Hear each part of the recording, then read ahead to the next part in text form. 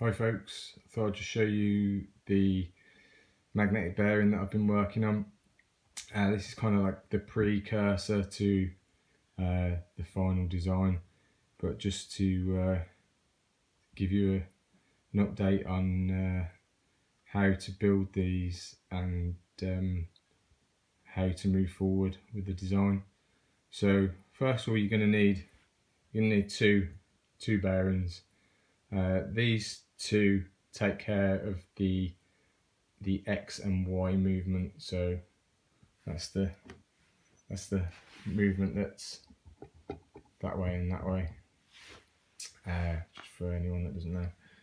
So what's taking care of the Z axis movement on this particular version is this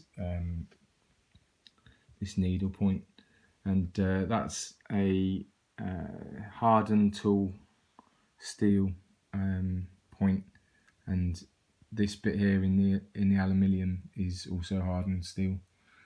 This is 316, this is 316, this is nylon, this is aluminium, this is aluminium. So all of the base and the magnet housings are aluminium. You can use 316, but it's more money and harder to machine. But 316 is the least magnetic material I've come across. With 120 kilo magnets, you can actually feel something on the aluminium because it's permagnetic. 316 don't feel anything, so 316 is used in marine applications because it hasn't got that much iron in it in comparison with other steels, which is why it's the least ferromagnetic. Anyway, so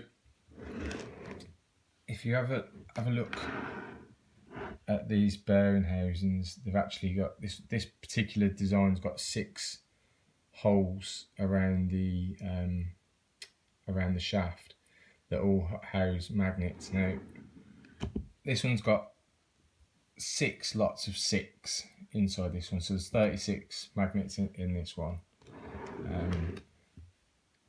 Shaft, like I say, 316, and it's got another nylon washer in between the nut and the magnets. There's actually 6 magnets. I'll show you in a minute on the shaft.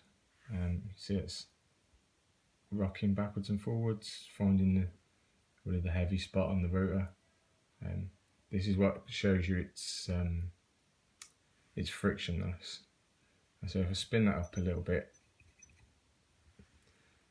you see there's a bit of bounce this side because this side actually took a couple of the magnets out. So there's actually 2 missing from where my thumb is and 2 missing from the one next to it, and that's just to allow a gap. You see at the bottom.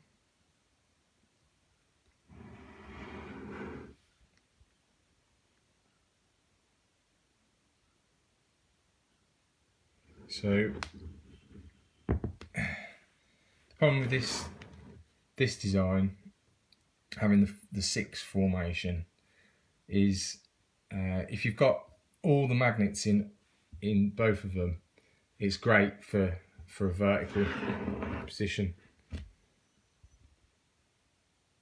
But because I've got 2 of the magnets missing from there and there, it's pushing it more over to this side, so it will still work. In this position. So again, you can take the frictionless because it will go back the other way. Well, let's call it almost frictionless. You've got air, obviously you've got air friction, and that needle point. If you put a scale on that, if you could weigh this when it was in operation, then there's not really a lot of weight on that needle point, which is why it's doing that weird thing where it rocks backwards and forwards. yeah, but I mean at the minute I've got this set up more to work in the horizontal position.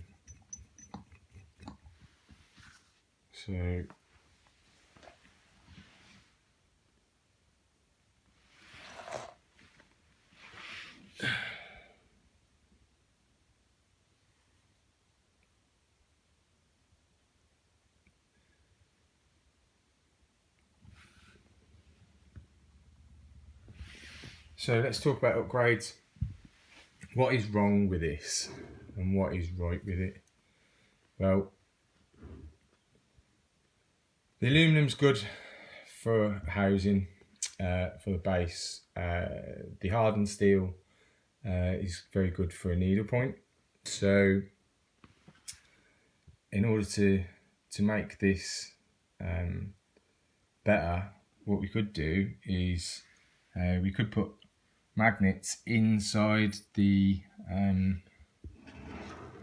we could put magnets inside here. So where the rings are, we could actually put magnets inside, so they're not ring magnets anymore. We could increase the magnetism. Yeah, it's just coming to a stop now. It's going to spin back the other way, and there it goes back the other way because there's a heavy spot somewhere on here. So yeah, so we can put magnets in here. That's one way. So that will increase the stability, because there's not a massive stability yet.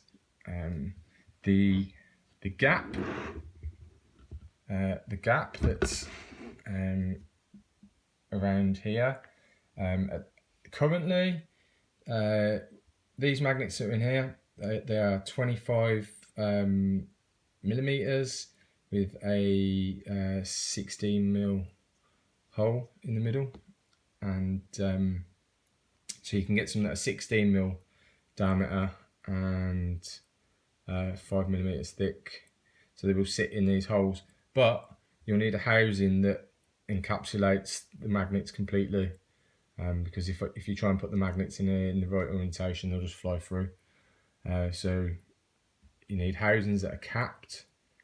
So I found that you only really, with this design, the way that this is fitted on here with cap head bolts, if you've got 4 cap head bolts on 2 halves, then you're only going to really need 1 bolt really to hold it together.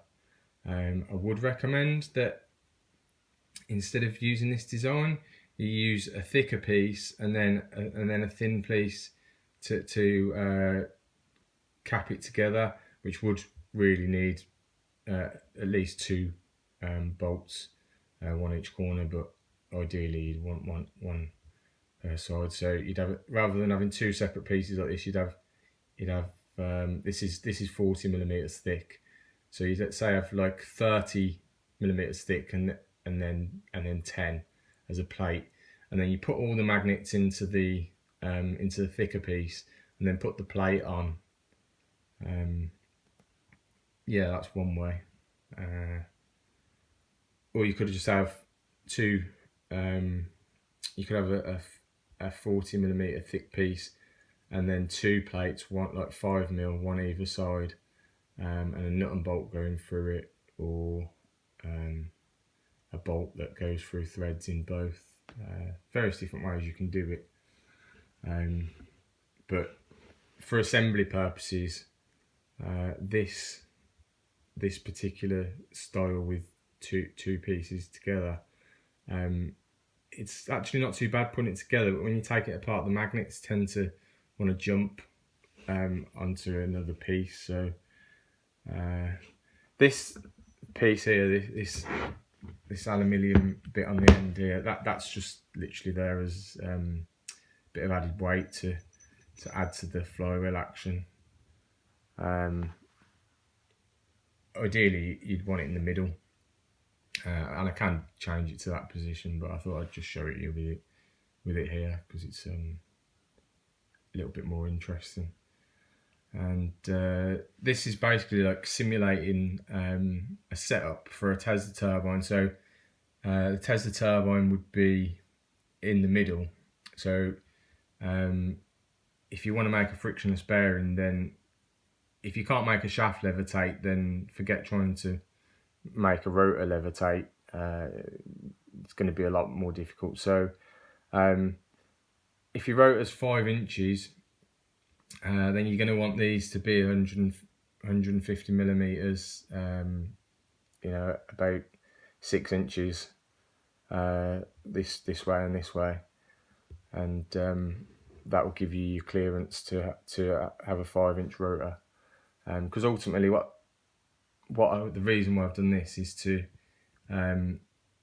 prove a frictionless bearing in the horizontal and vertical position with a dummy rotor, and then actually make it happen on a grade 5 titanium alloy shaft, which isn't magnetic at all and can actually be machined so that the magnets sit on the shaft in the correct position, so they can't be adjusted on the shaft, and the final adjustment will come from either 2 needle points, which will be in a thicker end housing, and this part in here will be adjustable in and out, and there'll be one on this side as well.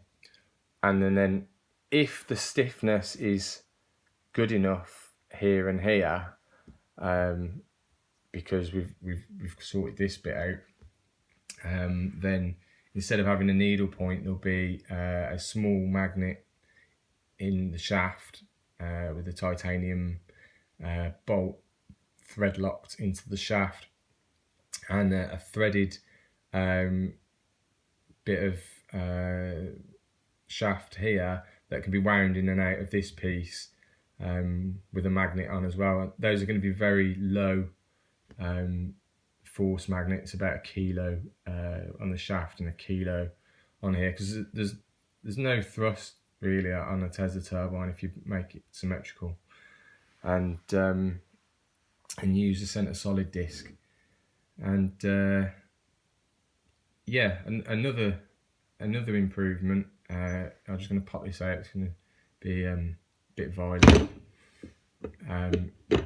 So you can sort of see that these are the magnets here, the 6 25mm OD by 16mm ID neodymium magnets under this black PVC tape. Then some nylon washers either end, and same this side. If you make one of these and you're not too sure the orientation that these go to these, it will only take you a couple of attempts and you'll work it out really. One way, you'll put the magnets in here and they'll attract to any of the magnets in here, and the other way you'll put it in and it'll fly out the other end, which is why you need something to deal with the Z axis movement, which can either be the sharpened tip and the hardened steel. I think it's tool steel that I've used for the tip. I mean, obviously having a magnet in repulsion there and there is a lot more favourable, because there's actually going to be 0 contact. But you also want the same this side. So the new one is going to have the same setup here, but both ends will be adjustable. The weight will be in the middle of the shaft, and that'll be able to be positioned exactly in the middle. And these magnets that are currently here, I'll show you. I'll just get this out. So I'll just lay that down.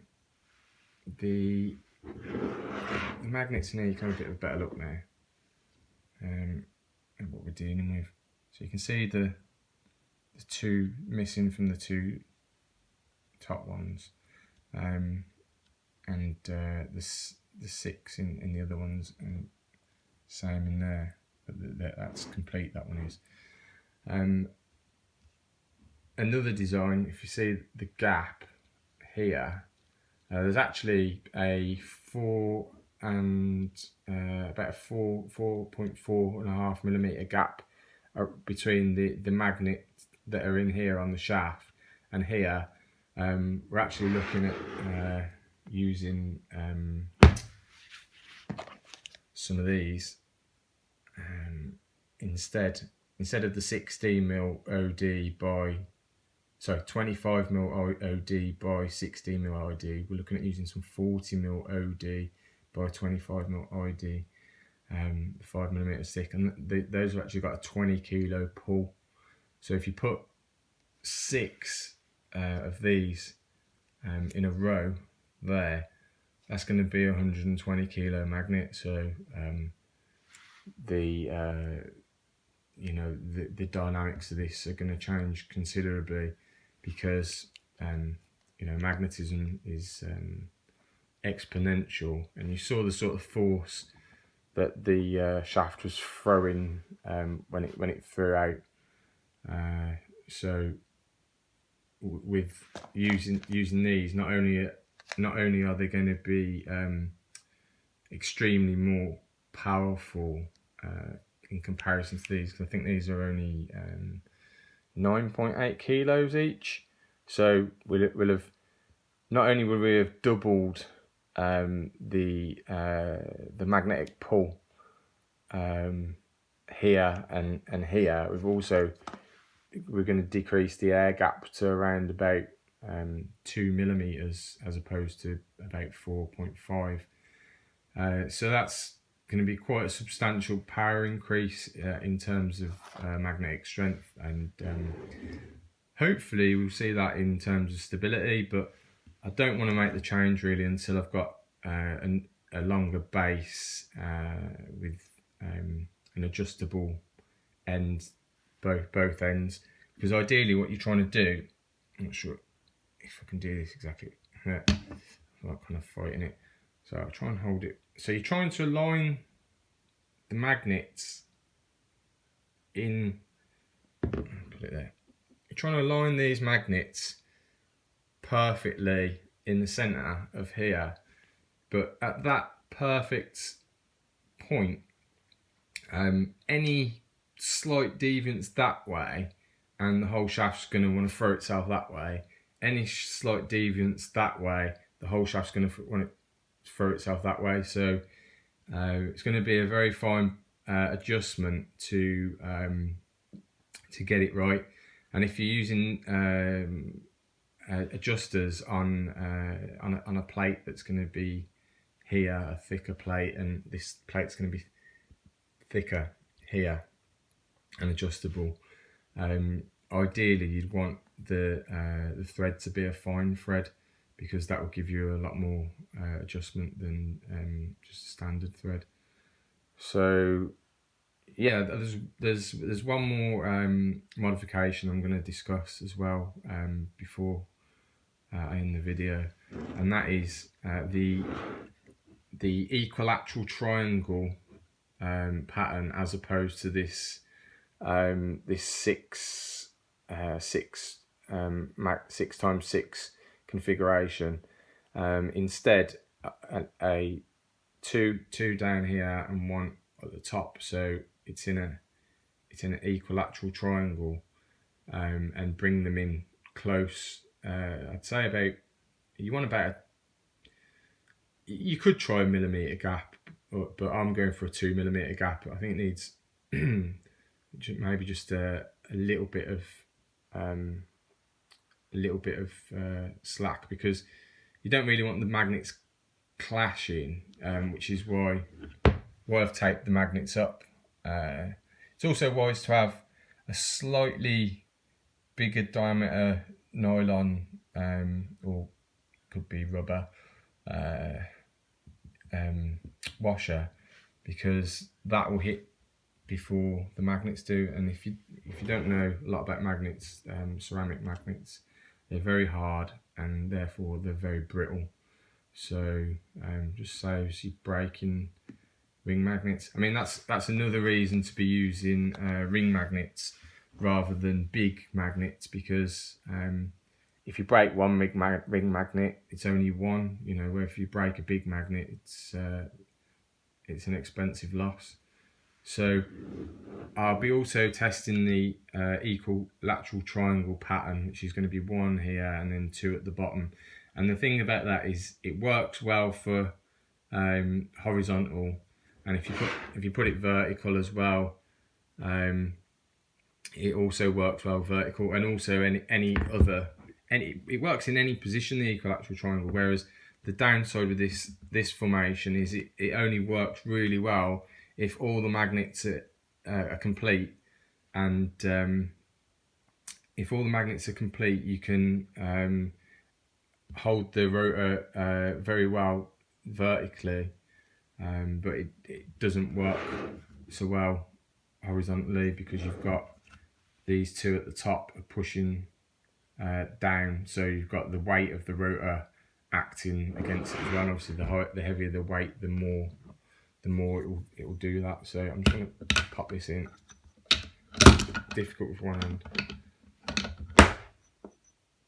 Yeah, so if you can see, because I've got two missing, there's it's close there, but if I lie it down, it ends up being it pretty much in the centre. And I haven't done it to this one because it's got the needle point, it centres a lot better.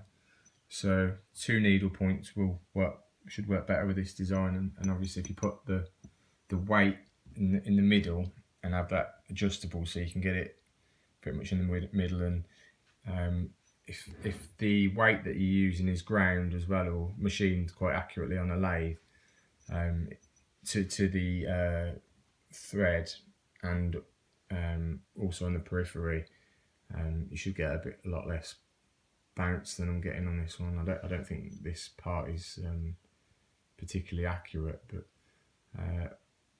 none of this was machined with a high degree of accuracy. That is the beauty about magnetic bearings, is the level of precision is more like 500 microns rather than when you're working with air bearings and you're working with like 4 micron tolerances and 20 micron alignments. The magnetic bearings are going to be pretty forgiving in comparison, which is why I'd like to end up using a permanent magnetic bearing design. They also don't suffer with the 50 meters per second limitation that air bearings, aerostatic or aerodynamic, do, which I think is a huge bonus, because you haven't got to be so selective in your shaft and your rotor speed. And the other beauty about permanent magnetic bearings is they are frictionless from 0 RPM, and or let's say almost frictionless. And an aerostatic bearing is, but you need compressed air. An aerodynamic bearing isn't almost frictionless from 0 RPM.